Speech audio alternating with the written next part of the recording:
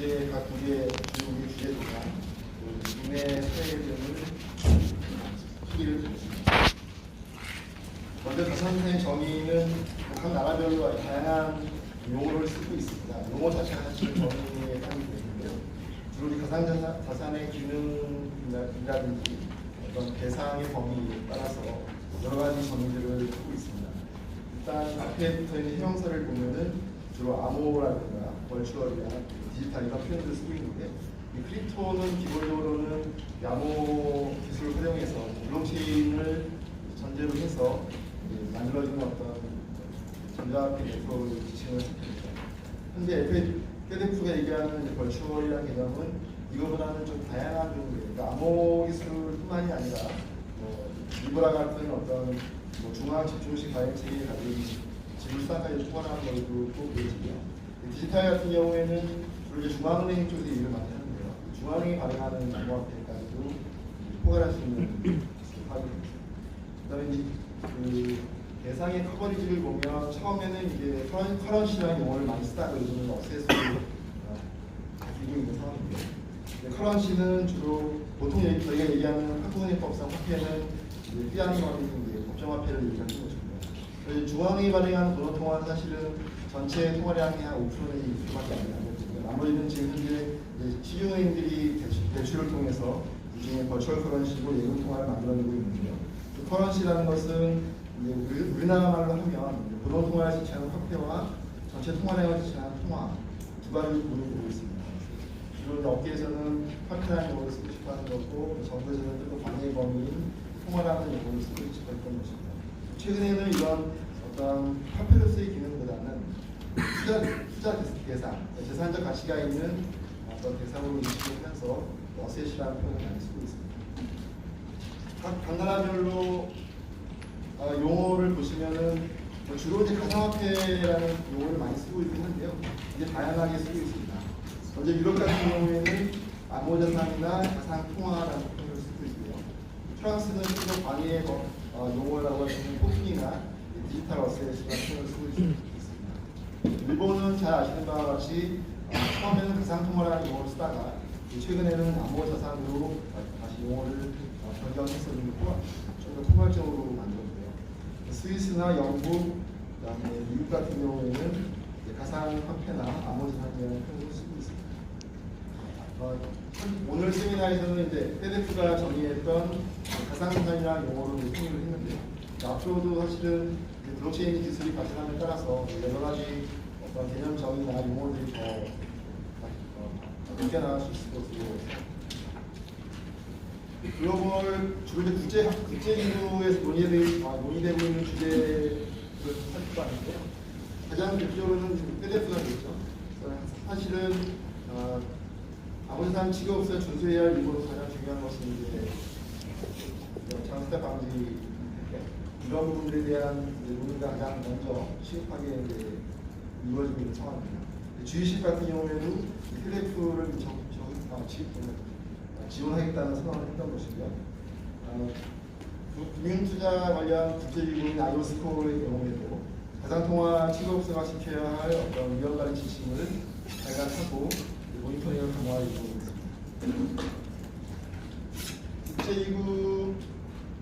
국제기구의 주제 방향에 대해서는 일단 FDF는 앞에 나왔게 생각을 하고요. 그리고 저희가 봤을 때는 이제 어떤 주제기구가 만들어져서 대응을 하고 있는지를 봤는데, 케임브리지 대학의 연구조사 결과를 보면 주로 이제 중앙은행이 먼저 아무래도 화폐 기능을 대체할 수 있는 어떤 논란이 있다 보니까 중앙은행이 어떻게 해석하고 어떤 스탠스를 취해야 될지에 대한 성명서들을 주로 처음에는 발표했었고요. 그 이후에는 정부 부처나 금융감독 기구에서도 대응을 하면서 주로 평균 한 3개의 정부 규제기관, 중앙은행, 재무부, 금융감독기관이 중심이 돼서 대응을 하고 있는 것으로 보여집니다. 또 하나 특징적인 것은 자율규제기구의 활용을 이제 많이 강조를 하고 있는 거죠. 일본이 대표입니다. 일본 가상통화거래소 협회를 통해서 가상통화거래소에 대한 등록 심사 기준을 크게 강화를 하고 있고요. 호주나 아부다비 같은 경우에도 우리나라 거래 스타트업들이 최근에 아부다비나 호주에 가서 활동하는 것들을 보면은 상당히 오랜 기간 동안 민간 자유기구와 어떤 가상통화 치료업소 간에 많은 논의를 거쳐서 어떤 자율적인 규제를 강화하기 위한 노력들을 하고 있는 것으로 보여집니다.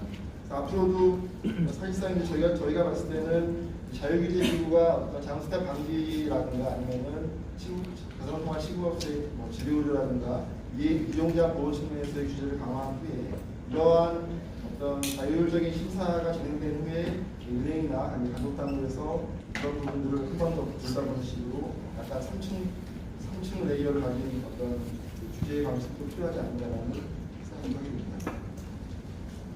가상자산 분류 체계를 보시면은 사실 이 부분이 제일 중요하고 저희가 봤을 때 굉장히 중요한 이슈라고 보는데요. 토큰 유형을 지불형이나 유틸리티형, 증권형 세 가지로 분할하는 작업들을 상당히 오랜 기간 동안, 오랜 기간 아니겠지만 최근에 많은 국가들이 노력을 기울이고 있습니다. 주로 2017년부터 유럽과 스위스에서 시작을 했고요. 작년에는 몰타나 아부다비, 이스라엘, 독일 쪽에서 관련 성명을 발표를 했고요. 영국은 올해 1월 달에 분류 기준을 일단 공표를 하고 최근 7월 달에 최종안을 발표를 했습니다. 그래서 기본적으로는 유틸리티형은 이제 자율적으로 하되 페이먼트형은 일종의 이제 지급 결제에 관련 법령에 의해서 규제를 한다거나 증권형에 대해서는 자본시장법을 통해서 좀 더 강화된 감독 기준을 적용하는 방식으로 대응을 하고 있습니다. 다만 이제 이런 여러 가지 사례들이 많이 발생하다 보니까 이 세 가지 기준으로 엄격하게 분류되기 어려운 사례들이 또 많이 나타나고 있어서 그런 부분에 대한 고민도 확실히 있는 것으로 알고 있습니다. 또 하나는 이제 규제 대상 활동에 대한 것들인데요. 주로 휴대폰 논의했던 것처럼 자원세탁 방지 관련해서는 교환이나 저장, 보관 측면에서 각 국가 내에서도 이제 규제 논의가 있었던 것이고요. 그다음에 가상자산의 유통이나 교환 측면에서는 증권법을 규제를 적용하려고 하는 노력들이 있어 왔습니다. 다만 가상자산의 생성이나 채굴 행위에 대한 규제는 거의 없는 것으로 알고 있습니다.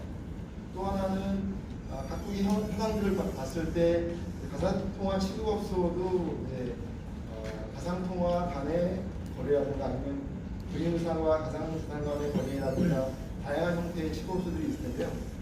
그러한 취급업소별로 좀 더 차별화된 규제를 적용하려고 하는 노력도 최근에 많이 있습니다. 각 나라별 현황을 좀 더 자세히 들여다보는 겁니다. 먼저 이제 미국 같은 경우에는 다음 페이지에 더 나올 텐데 연방법은 사실상 이제 별로 없는 것으로 보입니다. 다만 이제 SEC 같은 경우에는 2017년 7월에 블록체인을 이용해서 자금 모집을 하는 ICO에 대해서는 연방증권법을 적용할 수 있다. 작년 3월에는 가상통화 플랫폼에 대해서는 증권거래소 등록 및 규제를 적용할 수 있다라고 발표한 바 있습니다. 일본이 상당히 선제적으로 많은 노력을 해왔는데요. 2006년 6월에 자금결제법, 저희로 치면은 정전법보다 좀 더 포괄적인 법규라고 하십니다. 법규 개정을 통해서 가상통화를 결제수단으로 인정하고 가상통화 취급업소 등록제를 시행을 했습니다. 그러다가 올해는 이런 자금결제법뿐만이 아니라 저희로 지금 제통법인 금융상품거래법까지도 개정을 해서 암호자산이라는 용어로 좀 더 포괄적으로 적용을 하고 투자형 쇼핑에 대한 ICO에 대한 금융상품거래법 적용을 명확히 한다 있습니다. 영국 같은 경우에는 영국도 사실은 명확하게 관련 법규를 만들기보다는 금융법규나 비금융법규를 약간 해석을 달리해서 적용을 하고 있는 상황이었고요.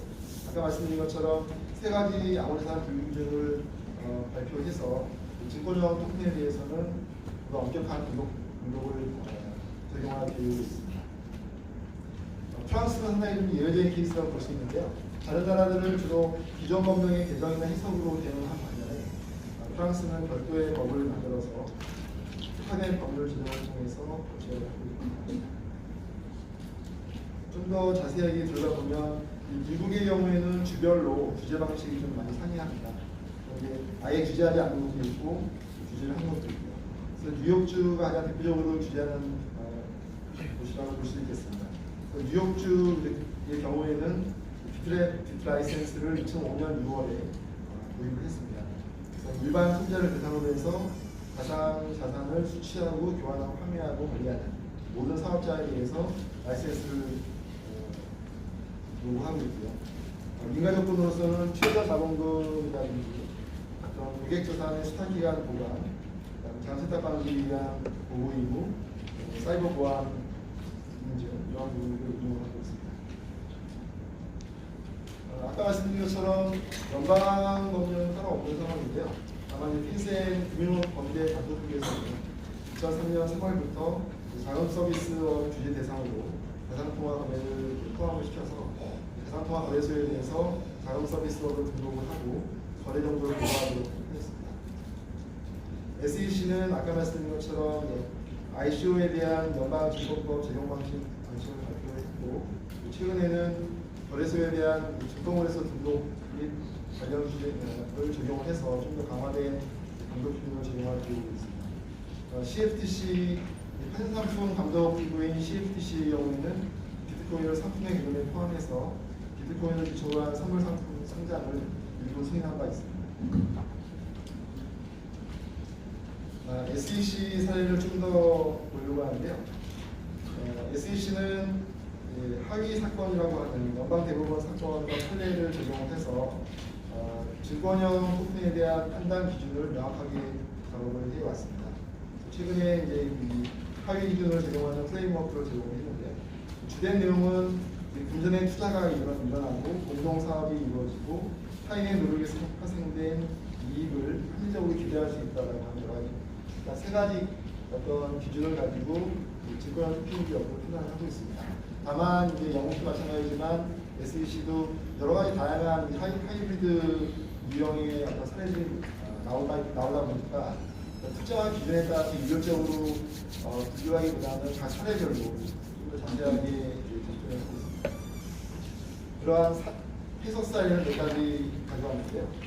첫 번째는 이제 컴퓨테이시라고 해서 항공 여행 서비스 예약 관리하는 어떤 토큰, 유틸리티 토큰인데요. 이 부분에 대해서는 명확하게 비조직 이전서를 발급을 해서 이거는 유틸리티 토큰이기 때문에 증권을 간주하지 않겠다. 마음껏 발행해라.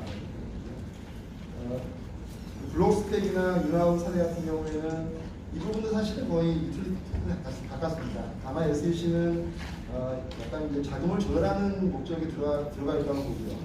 이러한 측면에서 일단 거래가 발행 규모가 상장 규모가 작은 경우에 적용하는 어떤 간소화된 약식 IPO 절차가 있는데 그 절차에 따라서 이제 승인을 해준다고 했습니다.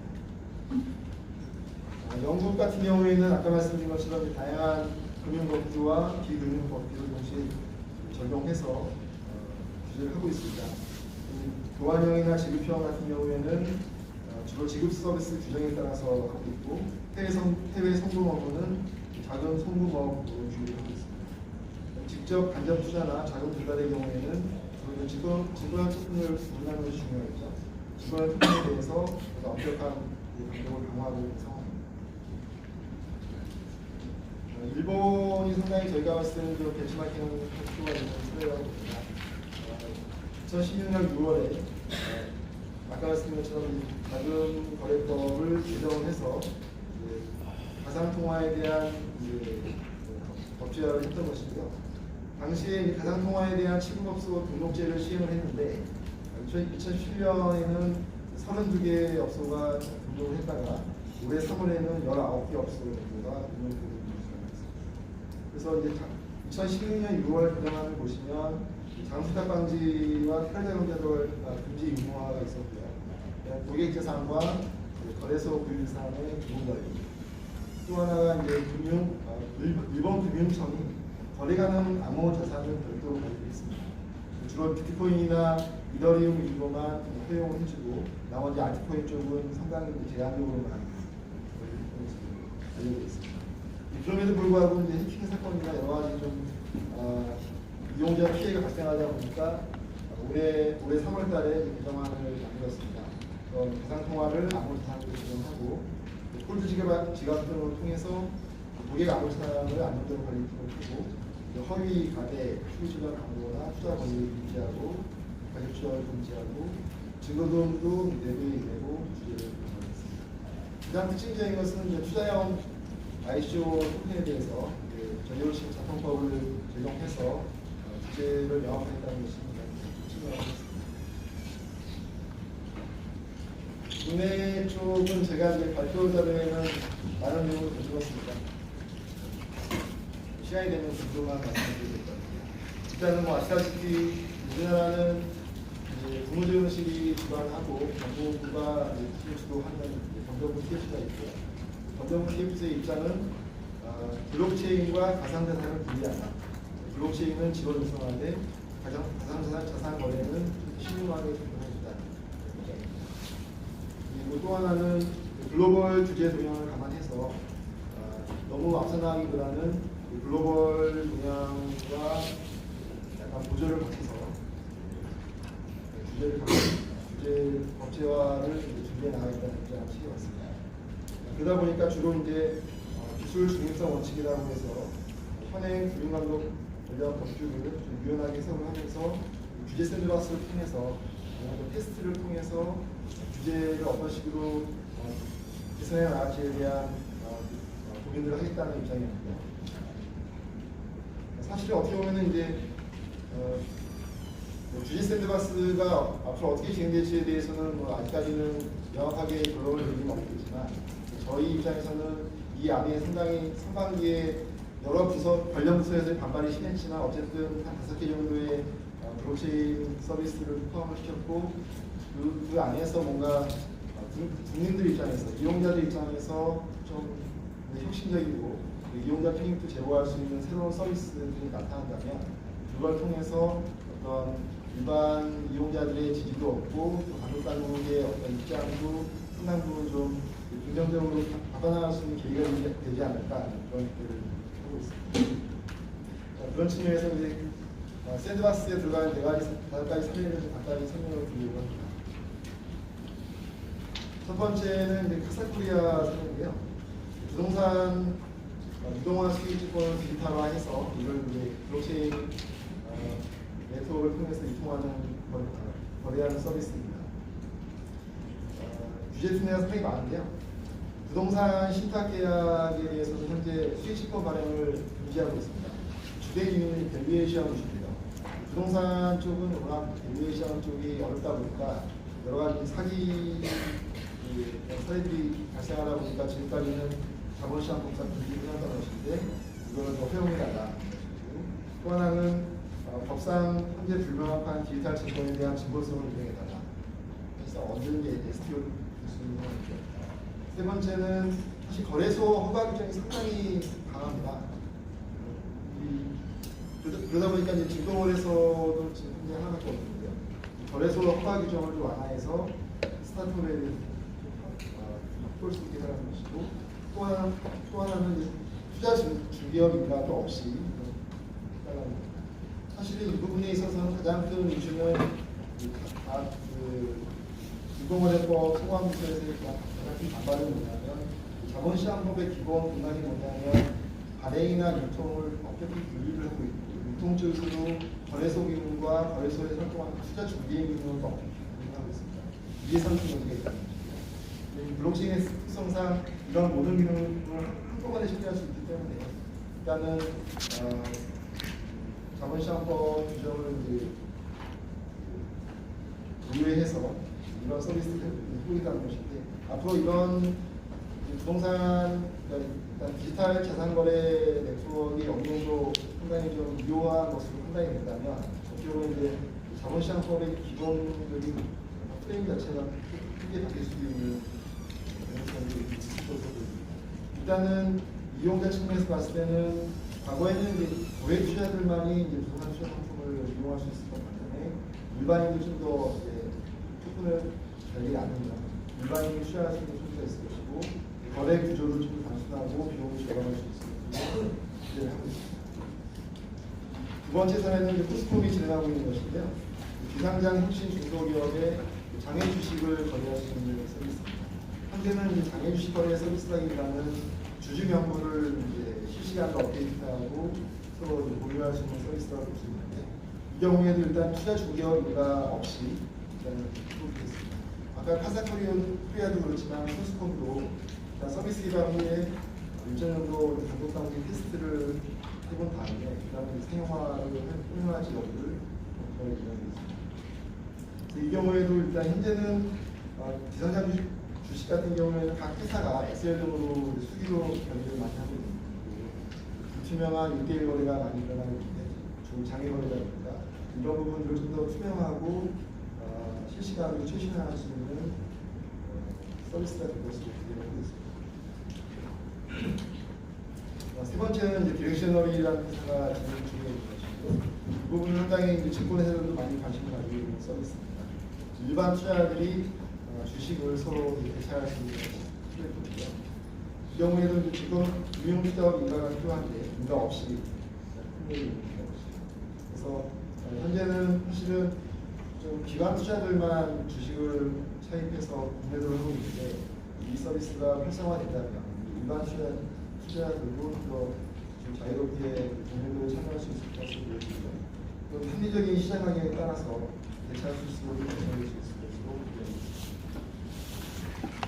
마지막으로 이제 아이콘노트하고 파운트 같은 경우에는 사실 기존에 인투협회하고 은행합에서 진행했던 블록체인 기반의 있는 서비스고요. 이거를 이제 특정 번역에 해당되지 않고 전체 금융번호를 확대해서 신원증명 절차를 달성하자.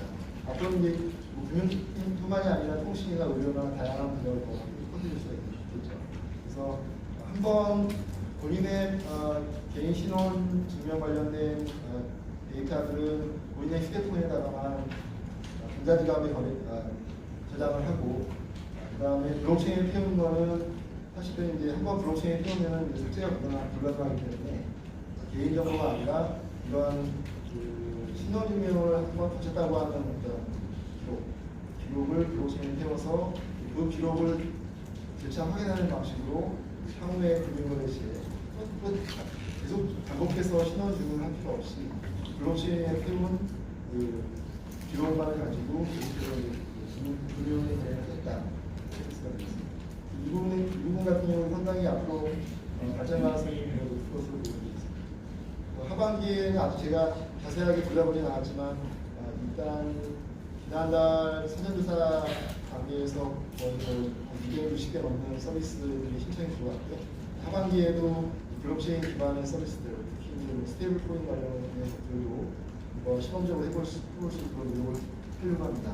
다만 이제 아직까지는 사실은 규제당국, 감독당국 입장에서는 모든 금융규제라는 것이 나름대로 역사나 어떤 이유가 있기 때문에 만들어진 것인데 그것을 과연 특정 기술을 위해서 표현해 줄 수 있을 것이냐라는 반발이 굉장히 심한 상황입니다.